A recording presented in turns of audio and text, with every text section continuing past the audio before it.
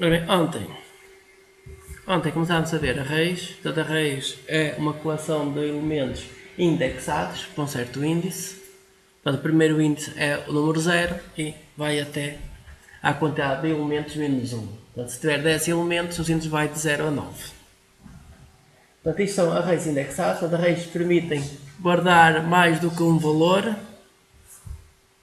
Portanto, vimos aqui este exemplo. Portanto, se a pessoa pretender guardar o nome de 4 frutos, podia criar 4 variáveis, ou então cria um array e colocar dentro os nomes todos.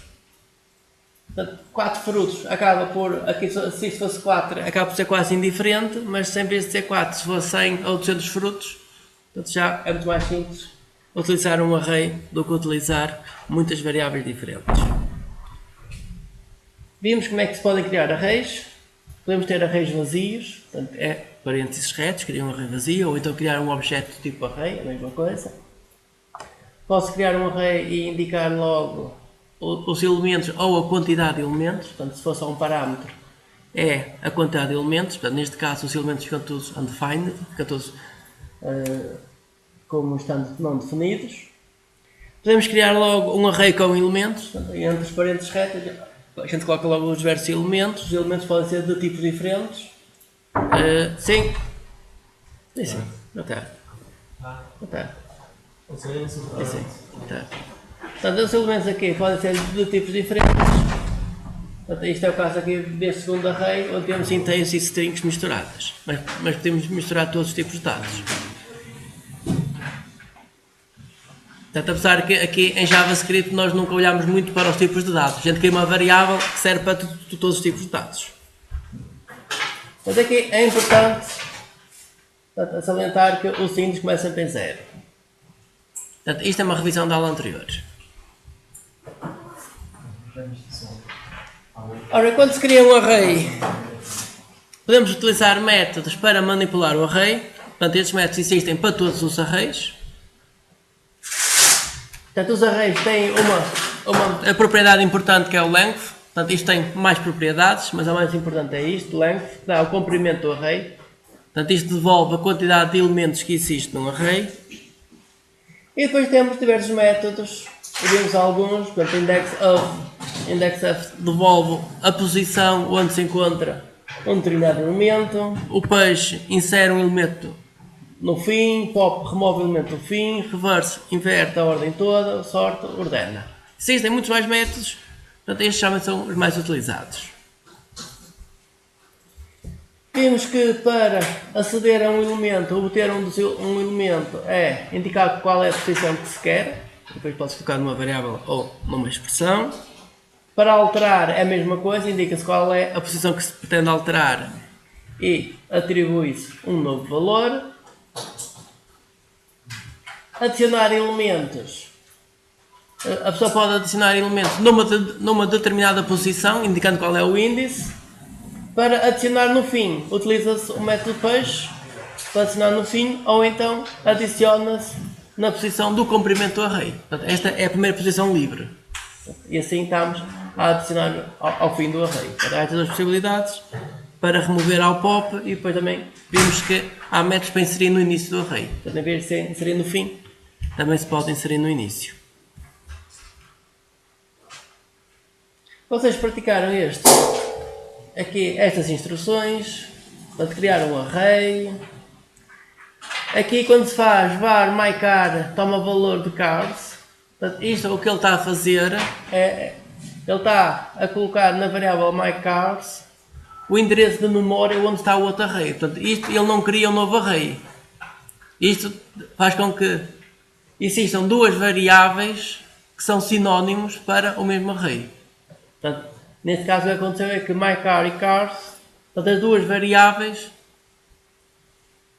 apontam para o mesmo array. Portanto, isso quer dizer que ao ordenar o array myCars, estamos a ordenar o array cars. Portanto, porque só há um, na verdade só há um. Já agora. Sim. Agora esta vamos ressaltar a matéria ou também podemos trabalhar nos nossos jeitos? Portanto, neste momento, eu vou aqui fazer uma pausa. Ora, vimos este exemplo, vimos aqui uns exercícios. Podemos ter arrays de arrays, portanto cada posição pode ser um array, mas isto obriga geralmente a utilizar ciclos, que é agora a matéria desta aula. Ora, há a possibilidade de criar arrays associativos, portanto que quem programa em outras linguagens, em PHP existem arrays associativos. Isto é uma coisa que se vê muito em PHP, portanto, quem programa em PHP também geralmente depois gosta de ter os arrays associativos aqui em Java. Portanto, isso é possível utilizando a anotação de objeto, portanto, na verdade são objetos que têm uma sintaxe semelhante a um array associativo. Portanto, o array associativo é associar a uma palavra uma chave, é tipo um dicionário. Um dicionário tem a palavra em português, depois tem a tradução em inglês. Ora, objetos, portanto, nós temos muitos objetos na vida real e depois muitas vezes a pessoa tenta passar esses objetos aqui para a programação. Portanto, aí geralmente é útil identificar propriedades que são os diversos valores que caracterizam o objeto e depois os métodos que estão associados a cada objeto. Portanto, existem muitos objetos, nós já vimos aqui alguns destes objetos. Portanto, a próxima semana é trabalhar com isto, trabalhar aqui com o documento. O documento que é a página HTML. Portanto, nós vamos poder trabalhar aqui com estes objetos para mexer no documento. Por exemplo, podemos ir aqui ao link, a este objeto, verificar os links todos que a página tem. Outra pergunta. Sim. O nosso trabalho vai ser avaliado pela forma como nós fazemos as coisas ou por as coisas em si? Por tudo. Ok. Sim, por tudo. Então, é assim, mas isso não aparece lá as coisas que estão avaliadas. Aparece lá alguns, um pontinho da avaliação e diz lá o que é avaliado. Ora bem, a criação de objetos, pode-se criar objetos vazios, pode-se criar objetos e vai-se acrescentando informação aos objetos à medida que for necessário. Vimos isso, que criamos aqui um objeto vazio e depois fomos acrescentando propriedades aqui ao objeto. E mesmo depois também se pode adicionar funções. Depois também pode adicionar funções aqui ao objeto. O último exemplo que vimos foi adicionar funções a objetos já existentes. Portanto, isso é possível, a pessoa pode adicionar funções a objetos já existentes e existem muitas funções por aí que são úteis. Por exemplo, nós utilizamos o objeto date para estar a trabalhar com datas. Então, que existem muitas funções que se adicionam a esse objeto. Portanto, é uma questão de procurar que há muitas funções que são úteis que se adicionam a esse objeto para depois simplificar a manipulação de dados. Ora bem, e chegamos então aqui a uma última parte aqui da matéria, que é interessante como matéria básica, que é os ciclos. Ora bem, os ciclos são instruções que permitem repetir um bloco de código várias vezes. Portanto, se eu quiser efetuar várias operações, portanto, geralmente coloco, em vez de estar a duplicar as operações, coloco ali um ciclo, pode ser um ciclo for, ou while, ou do while, há aqui vários ciclos, para repetir aquele bloco de código. Ora bem, isto, por exemplo, é muito utilizado com arrays. Portanto, eu tenho um array com muitos números, se eu quiser, portanto, somar os números, então faço um ciclo a percorrer ali as posições todas e vou somando isto tudo. Portanto, geralmente, sempre que temos arrays, ou sempre que temos uma coleção de elementos, entra um ciclo. É necessário um ciclo. É necessário um ciclo para percorrer a coleção toda. Ora bem, existem aqui basicamente 4 ciclos diferentes. O ciclo for normal. Portanto, isto permite, portanto, isto é muito utilizado para percorrer uma coleção, percorrer um array. Então, nós vamos utilizar isto para percorrer arrays e uma coleção de elementos. Existe o ciclo for in. Isto permite obter todas as propriedades de um objeto. Então, se eu tenho um objeto window. Portanto, eu quero saber quais são os métodos, quais são as propriedades que tem o objeto. Utilizo este ciclo. Depois vamos ver exemplos. E existe outra possibilidade, o ciclo while. O while é semelhante ao for, portanto estes ciclos são semelhantes. E depois temos o do while, que é um bocadinho diferente dos anteriores. Então nós vamos ver isto tudo depois em pormenores. Ciclo for. Ciclo for tem esta sintaxe, que tem uma parte aqui inicial que permite definir variáveis e iniciar aqui as variáveis. Tem a condição, E depois tem aqui uma parte onde a pessoa pode incrementar ou decrementar variáveis. Como é que isto funciona? Portanto, inicialmente, quando o compilador chega a esta linha, vai executar esta parte do início. Portanto, vai criar as variáveis que aparecerem aqui e iniciar as variáveis que aparecerem aqui. A seguir, a criar estas variáveis, vai verificar se a condição é verdadeira. Portanto, se a condição der resultado verdadeiro, então vai executar todo o bloco que está aqui. Portanto, o bloco é que está aqui entre chavetas. Portanto, executa todas estas instruções. Quando chega aqui ao fim do bloco, vai executar esta parte. Vai executar esta parte, ou incrementa ou decrementa variáveis, e depois volta a fazer o teste da condição. Se a condição der verdadeira, volta a executar o bloco, chega ao fim, é o que da chaveta, salta aqui para o incremento e decremento, depois de executar isto, vai para a condição, executa o bloco e anda sempre aqui assim. Portanto, esta primeira parte é executada uma única vez. A condição, sempre que é necessário repetir, é verificada se ainda é verdade. E o incremento e decremento é quando chegar aqui ao fim da chaveta, vai executar aqui esta parte. Portanto, aqui, assim, sempre que temos ciclos, há um problema que pode acontecer, que é a condição ser sempre verdadeira e então o ciclo é infinito. Portanto, se a condição nunca for falsa, o ciclo é infinito. Se o ciclo for infinito, quer dizer que o problema nunca mais para. O problema não para. Portanto, é importante ter atenção que a condição tem que chegar a falso. Portanto, isto tem que evoluir e de alguma forma a condição tem que chegar a falso. Outra possibilidade é utilizar a instrução break. Eu podia fazer um if, se alguma coisa acontecer, então break. E o break força a sair fora do ciclo. Portanto, aqui há que ter muita atenção que não queremos ciclos infinitos. Ora, temos aqui alguns exemplos. Por exemplo, uma função que recebe um valor inicial e um valor final. Então o que é que faz? Soma todos os números desde este valor inicial a este valor final. Como é que isso faz? Cria-se uma variável para a soma. Isto vai ter aqui o resultado. Cria-se uma variável para o ciclo. Portanto, uma variável que vai incrementando. Portanto, inicialmente vai ter o valor do início. Se a variável for menor ou igual ao fim, então vai adicionar à soma o valor do i, normalmente é o início, chega à chaveta, salta aqui para a parte do incremento, vai incrementar o i, portanto o i passa para o início mais 1, vai verificar se o i é menor que o fim, se isso for verdade, volta a executar este bloco de código, chega à chaveta, salta para o incremento e anda sempre aqui. Portanto, em princípio, o ciclo termina. Quando é que o ciclo termina? Digam lá quando é que o ciclo termina.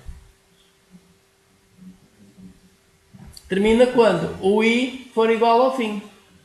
Então é aí que vai terminar. Vamos experimentar esta função. A ver se a função termina sempre ou não.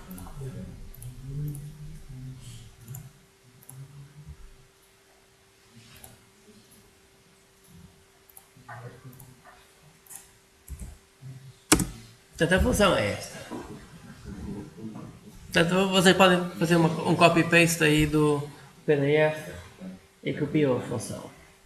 E agora vamos chamar a função. Somar número. Quero somar os números de 1 a 5, por exemplo.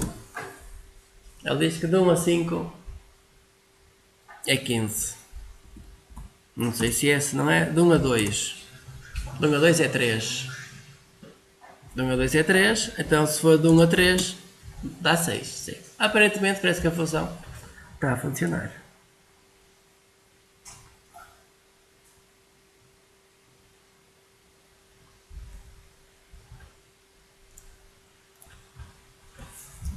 Portanto, somar até ao fim, o i começa em 0, vai somando sempre o i vai incrementando, quando chegar ao fim, termina.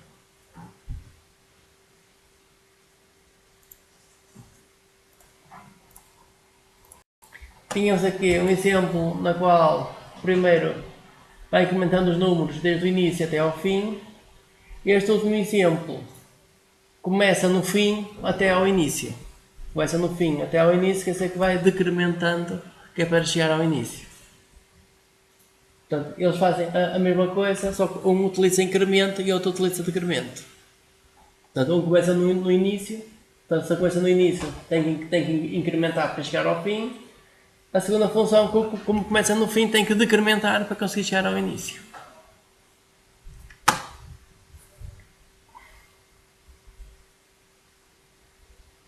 E temos aqui mais uns exercícios. Implementar a função somar números pares, a qual recebe por parâmetro o número máximo e soma todos os números pares desde 0 até esse valor máximo. Portanto, para verificar se o número é par ou não, utilizas aqui um if. Se o número, ou por exemplo o i, resto da divisão por 2 for igual a 0, quer dizer que é par. Se não, é ímpar. Não é? Aqui no ciclo, quando se fala em incrementa, que é esta última parte do ciclo, a pessoa pode incrementar uma variável, mas pode colocar aqui uma expressão. E a expressão pode ser o que a pessoa quiser. Portanto, uma solução é, em vez do i incrementar 1 em 1, pode incrementar 2 em 2. Se o i incrementar de 2 em 2, vai de 0 para 2, para 4, para 6, para 8, portanto os números são todos pares. E nesse caso também é necessário colocar o if. Portanto, uma segunda solução seria esta. Portanto, não é necessário o if, porque a pessoa já sabe que os números são todos pares. Portanto, o número começa em 0 e incrementa de 2 em 2. Portanto, uma segunda solução era esta. Portanto, isto também soma os números pares.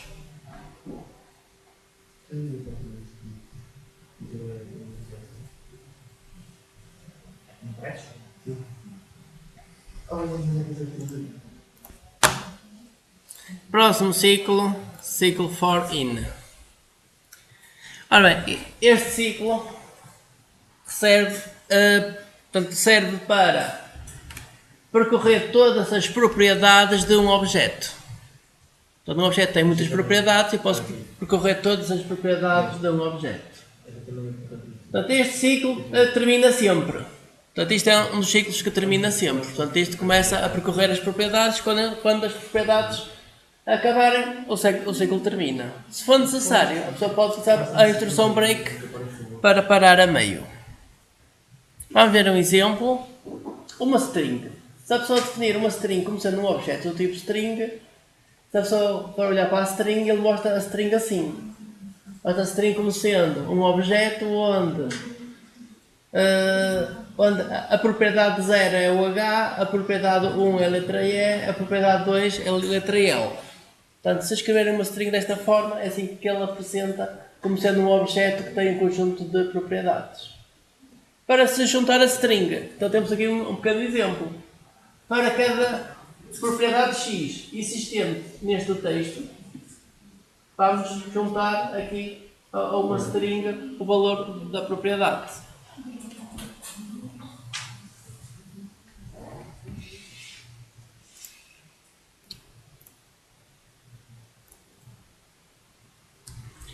Um segundo exemplo, criar um objeto com 3 propriedades e depois juntar as propriedades todas.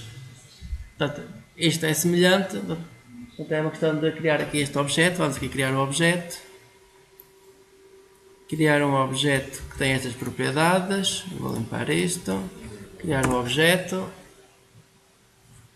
E agora aqui o ciclo vai percorrer a pessoa e junta os elementos todos.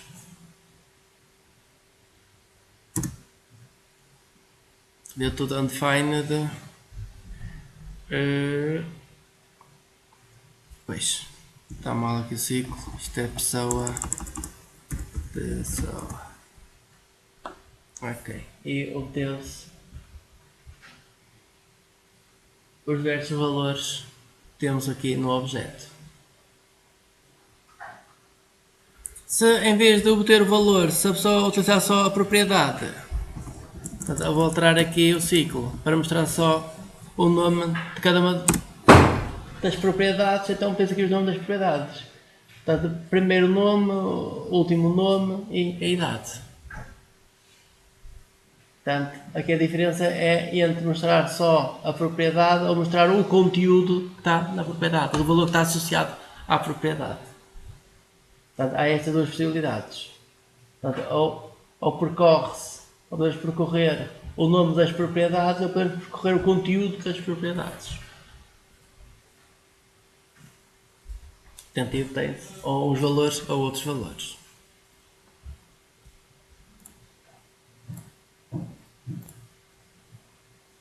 Portanto, neste caso estamos a percorrer o conteúdo das propriedades.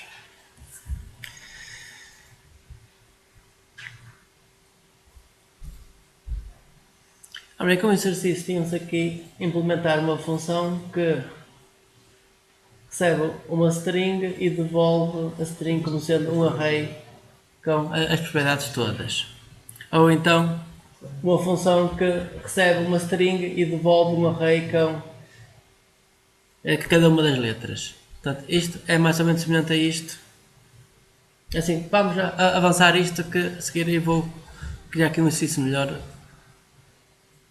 Portanto, você tem aqui a solução de uma função e de outra. Portanto, aqui a ideia seria criar um array para o resultado. Portanto, o resultado seria um array. Percorre-se as propriedades todas e para cada propriedade junta-se a propriedade ao array. Portanto, este exemplo junta o nome da propriedade, aqui junta o valor que está associado à propriedade. Portanto, tem aqui a solução destes dois exercícios. Antes de passarmos ao outro ciclo, vamos aqui ver então aqui um exemplo. Vamos aqui ver um exemplo com os links. Portanto, temos a página da Olá. Agora eu quero ver aqui os links todos.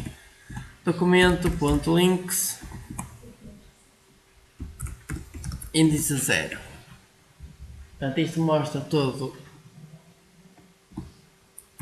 ponto href. Ok, assim mostra só o endereço que está associado, portanto o endereço completo que está associado a este link. Bem, para obter os links todos, não preciso fazer aqui um ciclo. Portanto, neste caso até pode ser um ciclo normal, for int i começa em 0, o i menor que document.links.length e mais. Portanto, um ciclo para percorrer os links todos. E agora aqui podemos mostrar o resultado na consola. console.log, ou então escrever no próprio documento. Podemos escrever no próprio documento, que assim já fica no documento. Documento.writeLine, abre parênteses, e agora temos que escrever documento.links índice i .href, fecha, ponto e vírgula, e fecha-se o ciclo. Vamos ver se isso funciona ou não. Portanto, é perceber que estamos a alterar o próprio documento. Portanto, ele pode inicialmente obter os links todos. Unexpected identifier, vou ter aqui um erro.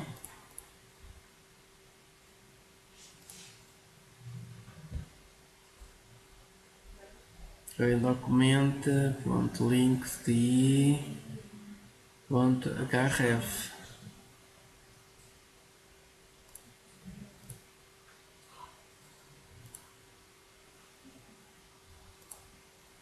Bem, o erro não ajuda nada, não é? Unexpected identifier. Sim. Isto está mal, isto não é int.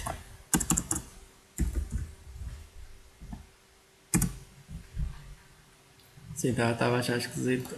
Ok. É assim, eu teve só o primeiro link, porquê? Porque entretanto alterou o próprio documento. Portanto, isto mostrou só o primeiro link porque alterou o próprio documento. Então vamos fazer aqui um refresh na página. Portanto, em vez de mostrar isto no documento, é melhor escrever isto na consola. console.log e esquece isto na consola.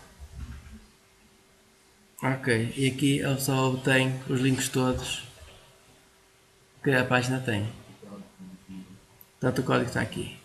Eu vou limpar e vou só mostrar o código.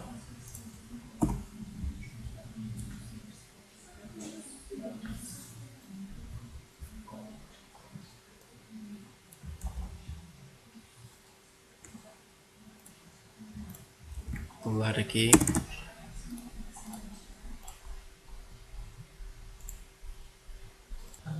Vamos ver aqui os últimos ciclos que temos. Sim.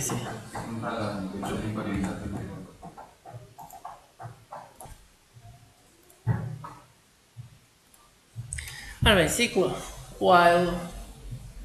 Ora, o ciclo while é semelhante ao ciclo for, só que não tem as partes todas. O ciclo while tem só aqui a condição. Portanto, se a condição for verdade, ele executa todo o bloco.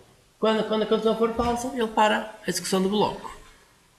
Outra possibilidade seria while true, toda a condição é sempre verdade, e depois colocas aqui um if, quando a condição for falsa, quando a condição for verdade, ele faz aqui um break e sai do ciclo.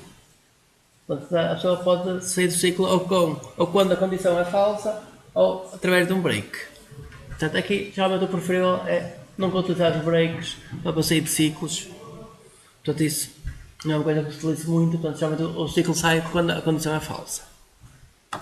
Portanto, mais uma vez, se isto é um ciclo de 0 ou mais, portanto, isto executa este bloco 0 ou mais vezes. Portanto, se a condição à partida for falsa, o bloco não é executado.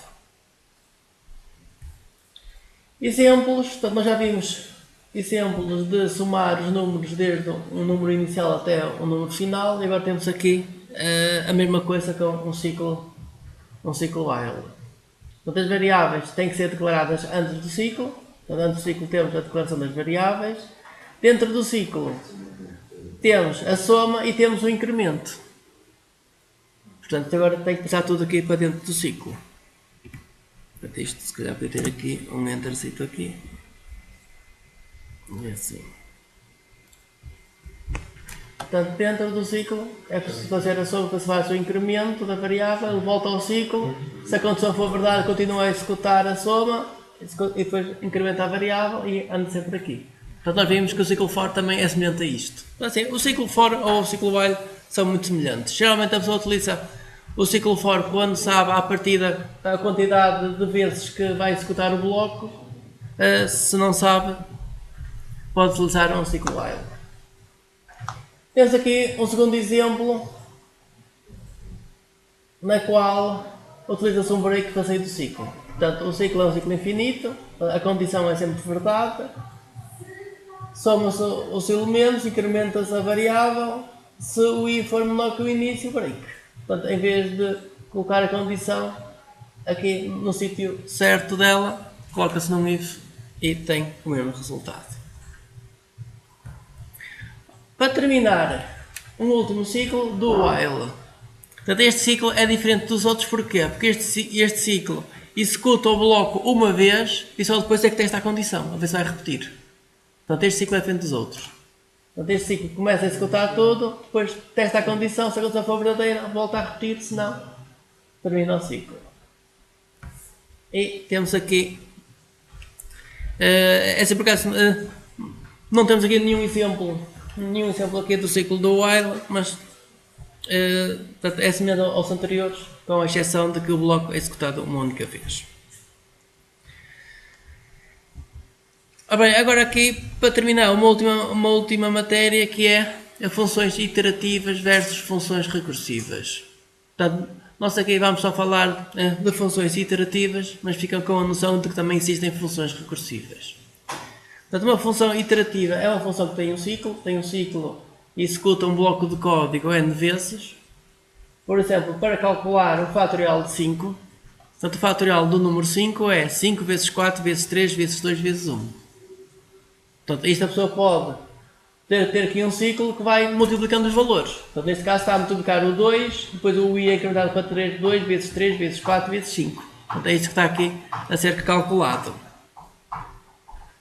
Portanto, a pessoa pode implementar isto desta forma, utilizando um ciclo, ou então pode retirar o ciclo e a função pode se chamar a si própria. Isso é uma função recursiva, que é este último exemplo. Portanto, matematicamente, o fatorial de 5 é 5 vezes o fatorial de 4. Portanto, isto é a expressão matemática de fatorial de 5. Então é isso que se faz. Se o n for 0 ou se for 1, o resultado é 1. Portanto, o fatorial de 0 ou de 1 é 1. É isso que temos aqui. Caso contrário, o resultado é n vezes o fatorial de n-1. Só que o fatorial de n-1 isto é chamar a própria função. Portanto, isto é chamar a própria função. Portanto, isto é utilizar diretamente aqui a forma de fatorial. Portanto, o fatorial de n é n vezes o fatorial de n-1. Portanto, o que é que estamos aqui a fazer? Portanto, o fatorial de 5 é 5 vezes o fatorial de 4. Portanto, isto é outra forma de programar as funções. É assim, para vocês não é muito importante as funções recursivas, engenharia informática, portanto isto é importante dado que existem muitos casos onde a função recursiva é muito mais simples do que a função iterativa. Portanto, há casos onde isso é verdade e então as funções recursivas portanto, são válidas em JavaScript, existem em JavaScript, mas não é uma coisa muito utilizada aqui em JavaScript. E com isto temos